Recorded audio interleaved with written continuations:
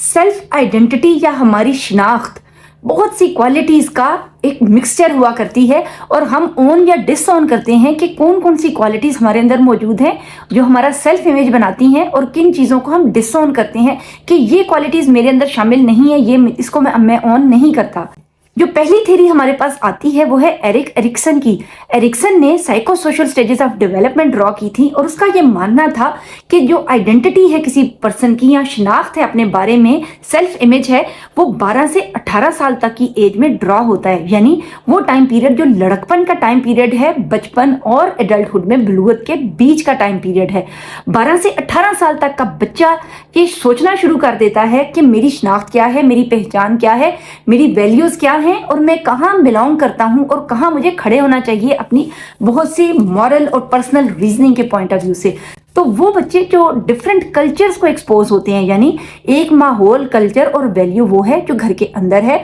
और एक माहौल वो है जो घर से बाहर है और उनमें कंट्राडिक्शन पाई जाती है। 12 से 18 साल तक की एज में अकॉर्डिंग टू एरिक्सन ये ज़रूरी है कि हम अपने आइडेंटिटी क्राइसिस को सॉल्व करना सीख जाएं और अगर हम नहीं सॉल्व कर सकेंगे तो हम स्टेग्नेशन का शिकार हो जाएंगे और हमारी साइको सोशल डेवलपमेंट रुक जाएगी, किसी कमी का एहसास हमें रह जाएगा और हम एक फुल फ्लेज पर्सन के तौर पर माशरे में एक्सेल नहीं कर पाएंगे। इस स्टैग्नेशन का इलाज एरिक्सन के मुताबिक क्या है, उसने एक टर्मिनोलॉजी हमें बताई थी और इसका नाम है फिडेलिटी। फिडेलिटी यानी उर्दू में जिसे हम कहेंगे वफाशवारी। वफाशवारी किस चीज़ को कहते हैं? अगर आप किसी से समझें कि एक वफाशवार पर्सन क्या है तो हम कहेंगे वो ट्रस्टवर्दी हो, वो झूठ ना बोलता हो, मुखलिस हो और जेन्युइन हो, वो जो भी चीज़ है उसकी फीलिंग्स है, इमोशंस है, वो स्ट्रेट फॉरवर्डली उनको कहना जानता हो। तो अब अगर हम 12 से 18 साल तक के बच्चे में हम करवा रहे हैं, उसको समझा रहे हैं, फिडेलिटी उसके अंदर पैदा कर रहे हैं, एक पर्सन जो कि जिसकी पर्सनल आइडेंटिटी में कंफ्यूजन नहीं है, उसके अंदर ये कैरेक्टरिस्टिक होगी कि वो जेन्युइन होगा, सिंसियर होगा और ओपिनियन, उसकी जो भी ओपिनियंस होंगी वो उसको कहने की और बताने की सलाहियत रखता होगा। ये तो थी एक साइकोलॉजिकल थ्योरी जो कि सेल्फ आइडेंटिटी के बारे में है। उसके साथ साथ कार्ल रॉजर की सेकंड थ्योरी है जिसने कहा था कि there should be congruence between our ideal self and our real self. यानी मैं जो बनना चाहती हूँ, what I want to be, जो मेरा एक आइडियल सेल्फ है कि मुझे किस किस्म का इंसान होना चाहिए, एक होना चाहिए की कैफियत है, और एक ये है कि जो मैं हूँ। अगर इन दोनों के बीच में डिफरेंस है कि जो मेरा एक्चुअल सेल्फ इमेज है और जो मेरा आइडियल सेल्फ इमेज है, ये दोनों एक दूसरे से दूर खड़े हैं, तो तब बेचैनी की कैफियत बहुत ज़्यादा बढ़ जाएगी। और ये हमें नज़र आती है वॉर वेटरन्स में, या आजकल के दौर में हम देख रहे हैं कि हमारे पुलिस ऑफिशियल्स में और हमारी जो आर्मी या इस किस्म की डिफरेंट फोर्सेस हैं, उनके अंदर ये माइंडसेट बहुत ज़्यादा हमें नज़र आ रहा है। ये चीज़ क्या है कि दरअसल उनका आइडियल सेल्फ इमेज क्या है कि we are the protectors of nation, हम अपने लोगों को बचाने वाले हैं, हम हाफिज हैं। लेकिन उनका जो एक्चुअल सेल्फ है, जो उनसे काम लिया जा रहा है, वो ये है कि they are using weapons against their own people. वो अपने लोगों के खिलाफ हथियार उठा रहे हैं, उनको तकलीफ पहुंचा रहे हैं, और जैसे नजर आ रहा है सोशल मीडिया पे और हर जगह कि दरअसल वो उनको तकलीफ और इज़ा देने की वजह बन रहे हैं। अब उनका जो आइडियल सेल्फ इमेज है और उनका जो एक्चुअल सेल्फ इमेज है वो बहुत दूरी पे वाक़या है, उनमें बहुत ज़्यादा डिसोनेंस पैदा हो गई है। अब ये जो डिसोनेंस की कैफियत है, ये दरअसल एक आइडेंटिटी क्राइसिस को जन्म देगी। ये तो थी हमारे पास दो थेरीज। अब जैसे हमेशा मैं आपका कंपैरिजन ड्रॉ करती हूँ, हमारी जो अपनी वैल्यूज हैं, हमारी जो कुरान टीचिंग्स हैं, वो इस बारे में क्या कहती हैं।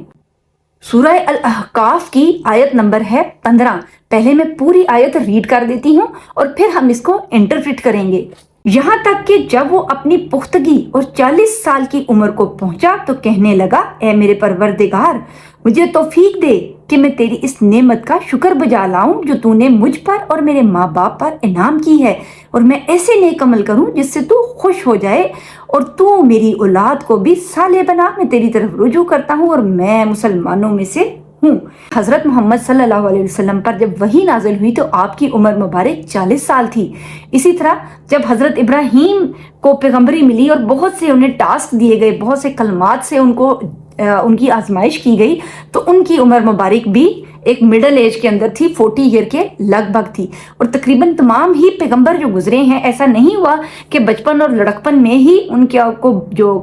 پیغمبری کا بار ہے وہ ان کے کاندھوں پر ڈال دیا گیا. گو کہ ان کی جو ہمیں ملتے ہیں مختلف معجزات اور ان سے ریلیٹڈ واقعات، ان میں اس کا تذکرہ ملتا ہے، لیکن جو وحی نازل ہونے کا ٹائم ہے یا بار نبوت کی جو ذمہ داریاں ہیں وہ ان کو ایک پختہ عمر تک پہنچنے کے بعد ہی دی گئی ہیں. جیسا کہ حضرت موسیٰ جب وہ مدین کی طرف چلے گئے، وہاں پر ان کی 10 سال ٹریننگ ہوئی، 10 سال وہ اپنے سسرال کے جو شہر تھے وہاں پر رہے، یہاں تک کہ ان کو وہ پھر کوہ طور کا جو واقعہ پیش آیا، انہوں نے روشنی تجلی دیکھی اور وہ وہاں گئے اور ان کو نبوت سے سرفراز کیا گیا. اسی طرح